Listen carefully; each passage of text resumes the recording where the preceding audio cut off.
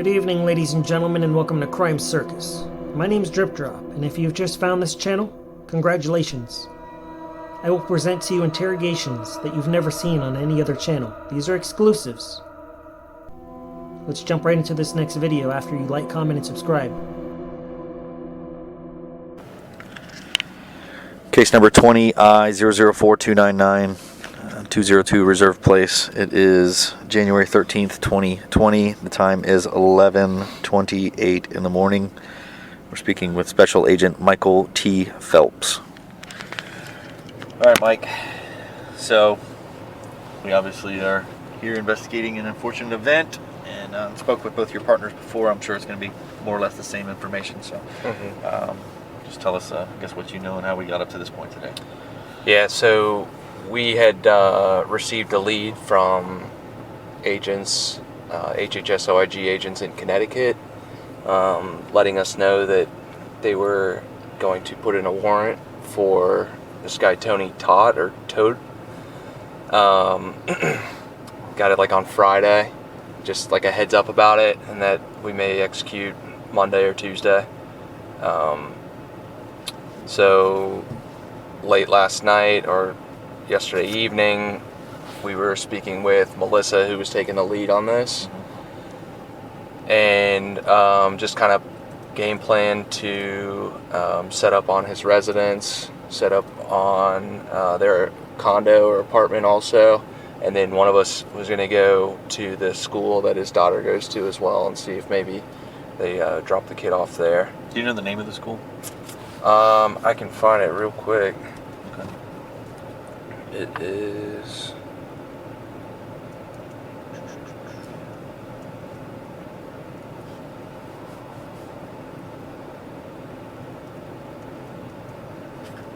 It's the Montessori School of Celebration, 901 Begonia Road. How do you spell the Begonia.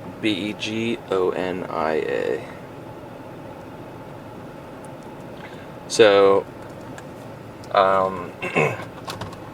anyway, we met at, or we staged at Publix right around here this morning, and Melissa and I went to the apartment, and Jim came and sat here on the house. We knew that no one had seen these people for quite some time, so we were all just kind of breaking up and seeing if we could get eyes on them somewhere, and then kind of game plan after that. Jim let us know maybe 7:30 or so. Hold on, let me look at the text.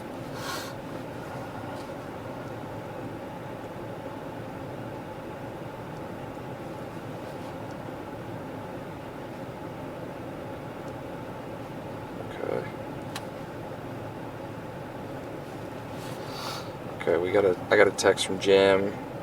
Sorry, 8:39. 8:39 is when he had eyes? 8:39 a.m. Oh, I'm sorry, 8:37. Okay. 8:37 a.m. Jim let us know that he sees him out front on the porch. Okay. So, and by this time, Melissa was, I think, sitting at the Montessori school, looking for the daughter or him.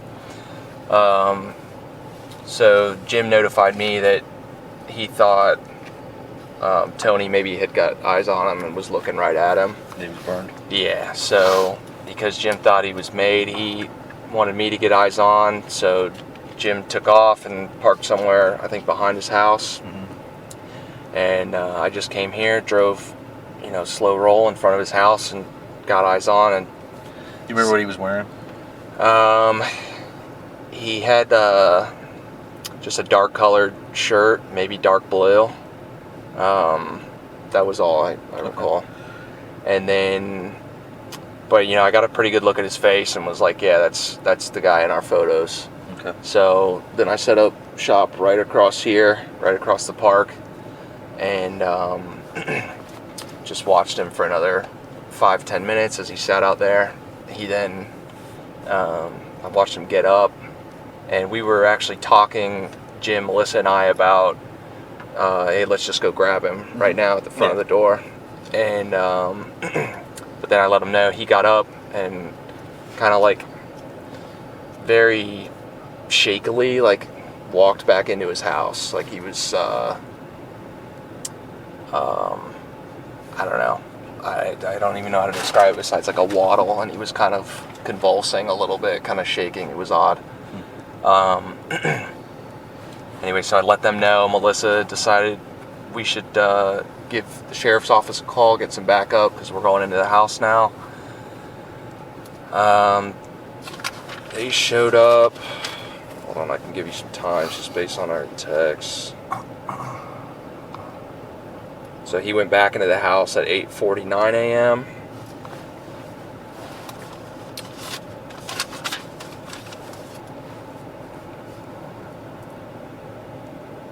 So Melissa called the sheriff's office. A couple of you guys came out. I pulled my car around and turned left and was basically staging right here as I'm waiting for Melissa and the few sheriff's vehicles to come up. And I saw her just coming from down the street, turned left and parked a couple of car lengths down in front of the house, and they came up and parked behind me. Melissa and I went and knocked on the door, and we spoke with Jim beforehand. Jim blocked the back driveway with his vehicle, and we knocked on the door, announced police that we had an arrest warrant for Tony. No one came. We knocked again, announced police, arrest warrant for Tony, come to the door, open it.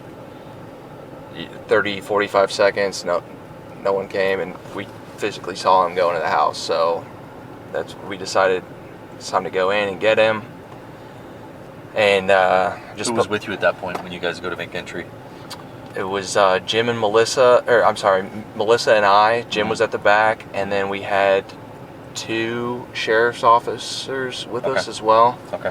So 4 total at front, and Jim's in the back. Yeah. Okay. I don't know their names. No, you're good. I'm sure they'll write reports, so we're good. So I just put my hand on the front door, and it was unlocked.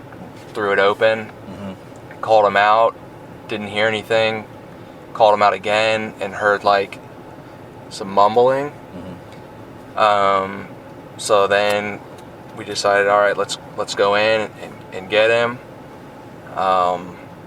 Entered slowly, cleared the left and the right as we went in, and then took a couple more steps in and could see him standing at the top of the stairs, and was still doing kind of the same thing, like shaking, mumbling a little bit, wasn't really coherent. So we were telling him to come downstairs, and it became very clear that he wasn't able to walk very well.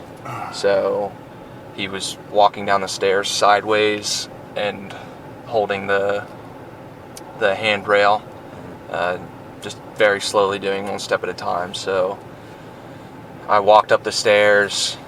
I could see he was, at this time, he was just wearing like a pair of bright blue underwear, and I think the same shirt that he was wearing out front. And just kind of slowly guided him down the stairs as he was like shaking and slowly walking. So got him down, put a stool down, and then he's a bigger guy, and I knew I wasn't going to be able to cuff him just with my cuffs. So we just sat him down, and I stayed there with him and asked him where his wife and his kids were, and he said someone's upstairs, and then looked at the door on the far right upstairs, and it was tough to make out a lot of what he was saying, but said something about his wife or something like that. And then he wasn't sure where his daughter was, that she may be on a sleepover or something like that. Like, he wasn't sure if she had a sleepover last night. So I stayed with him, Melissa and a couple of sheriffs went upstairs, and another sheriff came in and then was staying with Tony, and that's when they notified that there were a couple of sevens, which the sheriff notified me was some deceased bodies. Yeah. So you didn't get to see any of the bodies or anything like that? I did. So we stayed with him. They busted in the one door that was locked. Said they couldn't find the daughter. So asked him again, and he was just kind of mumbling. Didn't really tell us anything. Then they came back downstairs, and we handcuffed him. I got a second set of cuffs from I think a supervisor was in at that time. So we cuffed him, and then we snagged his keys and walked to the back house, where that was like above the garage, and that's when one of the sheriffs said, like, so we opened it with the key and then walked up there, and it was clear it was empty. But then because we couldn't find the daughter, he said, all right, like let's look in the freezers, look for that. So we looked in the freezers and fridge up there, nothing. Came back into the house, entered through the back, looked into the freezer and fridge downstairs, and nothing, just a bunch of rotten food. And then all of us went, or me and one other sheriff were upstairs looking for any sort of other freezer, or if they had missed the daughter or something like that. And of course, on the room on the right is where they had already said there were dead bodies. So I saw, just when I went in the room really quick, I saw the two, looked like two boys laying on the floor, heads away from the door, and were just dark black. Could you see any signs of trauma or anything like that?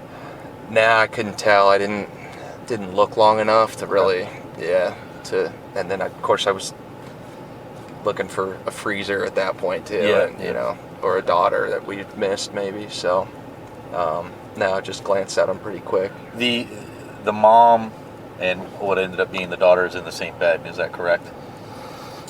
Yeah. So I actually I never saw the daughter at all. Yeah. So the boys, or we're believing boys, I don't even know. Yeah. They were in a separate room. No, all the same room.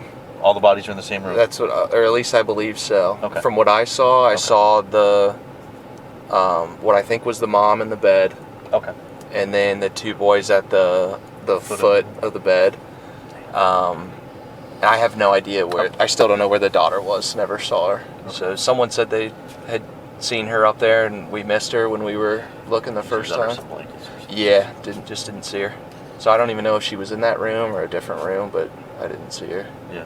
So. You all right? You okay? Yeah. I'm good. Yeah. So, just not what I was. Yeah, expecting on the day, exactly. You know? I imagine. Yeah, it's not what anybody was expecting this outcome. So. Yeah.